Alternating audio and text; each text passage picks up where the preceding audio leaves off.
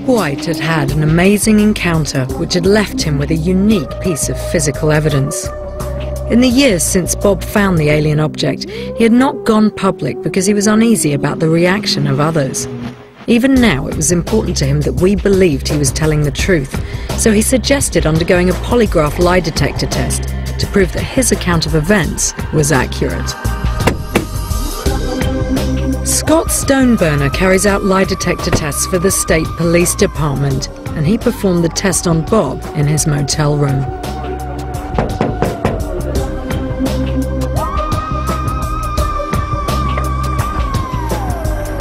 Hi, Bob. Scott, polygraph examiner. Nice to meet you, sir. Polygraph tests work by monitoring small changes in the heart rate and breathing rhythm that are caused by the stress of telling lies. In America, they're regularly used by police departments for testing suspects' alibis.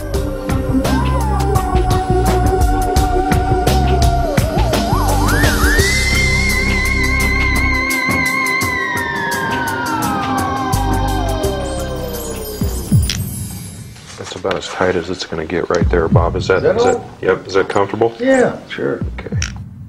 Scott went through the standard interrogation procedure, which involved asking the same simple sets of questions 3 times.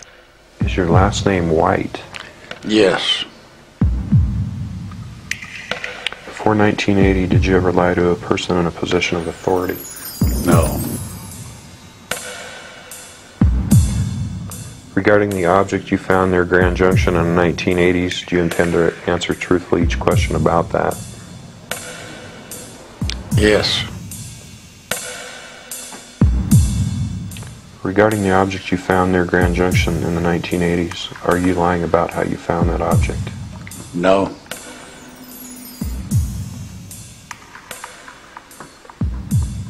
Okay, Bob, I need you to sit quietly for a few more seconds. This third test was over. After the test was completed, Scott let me know that there had been no significant fluctuations in Bob's heart rate or respiration, which meant that according to the polygraph, Bob had been telling the truth about how he found the object.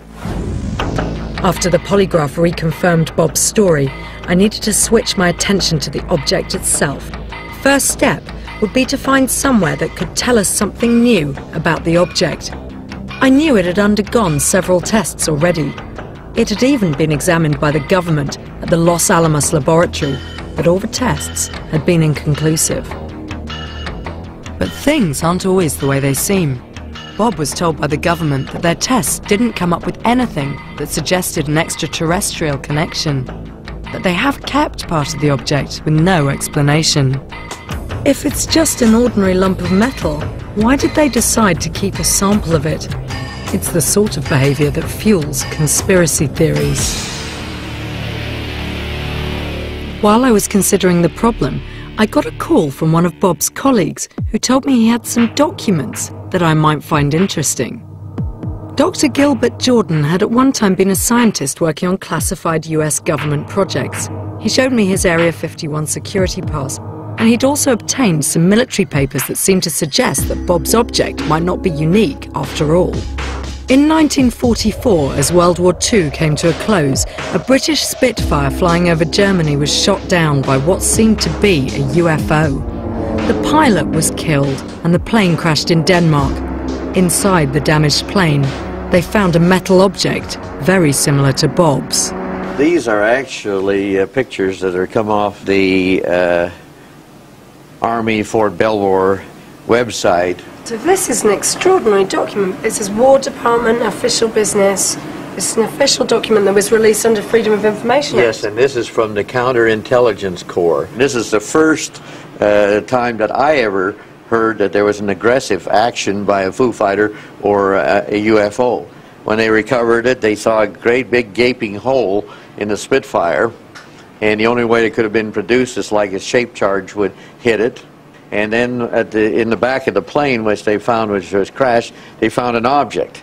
And the object was approximately the same size as Bob White's object. The color was slightly different. It was kind of a copperish titanium type hue to it, but it had the same type of chads that Bob White's object had.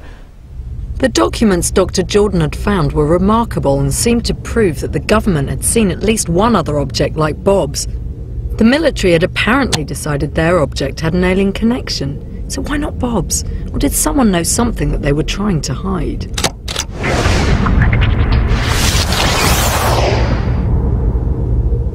It was a difficult and slow process, trying to find an open-minded scientific institution prepared to carry out the new tests on Bob's alien object. While I waited for responses, I decided to search for evidence in Britain, in an area where, according to some theories, the action of the Earth's magnetic field has created a 40-mile-wide UFO corridor which stretches from Whitby in the east across the Pennines to Liverpool in the west.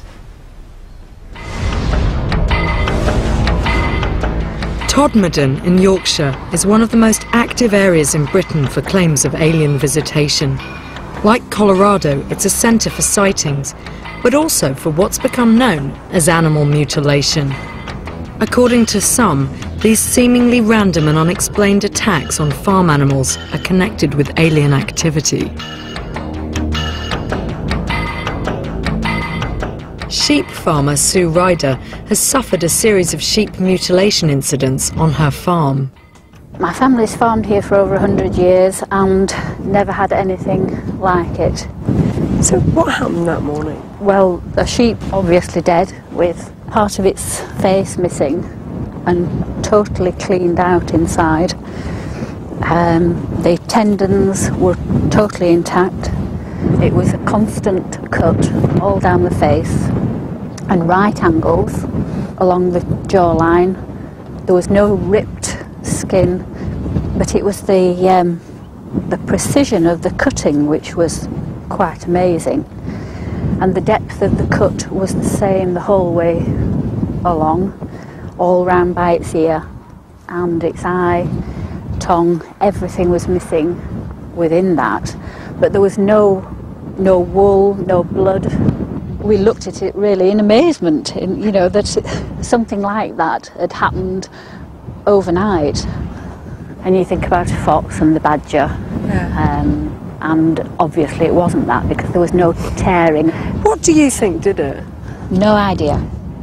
No idea at all. Can't think of any animal that could have done the injury, and I'm open to suggestion. When Mrs. Ryder discovered the dead sheep, she contacted an organisation called the Animal Pathology Field Unit, who advertised in the Farmer's Guardian. Run by a retired scientist, David Caton, the group examines mutilation cases all over Britain. They say there's a pattern to these mutilations that rules out the notion that they're the result of random predator attacks, and in fact suggests a systematic experimental programme carried out by visitors from another planet. There's usually about 5 or 6 type of things that happen on a regular basis, a repeated pattern if you like, and the most common thing is a jaw strip exposing clean bone. Sometimes the ear's gone, the tongue's removed, usually from the back. Glands. Yes. Eyes removed, and the ears cropped down to the scalp, which is a common thing. So this would be a typical case? Typical case, yes. There was no other injuries on the animal other than the head, the face and the jaw. Right. So we're talking about clean cuts here, that's what you're looking for, is it? Yes, generally clean cuts, yeah. Slaughtermen say to clean bone down, so clean jaw. I think the best case is probably, this one. To get the jaw clean like this and to peel the skin back. They say normally you would need steam, high heat. You've managed to draft in medical professionals to give their opinion as well, I understand. Yes, certainly one gentleman I'm very lucky that he showed interest and was willing to do it. He's a professor of pathology, and he looked at 6 lambs which he couldn't identify the cause of death, but he knew the animals were actually dead before the mutilations took place. He identified in some cases a knife, a thin blade had been used to separate the vertebrae, to take the head off, and the blade had gone through what they call the IV joint in the spine, the intervertebral disc, and it had precisely cut through that position without, making damage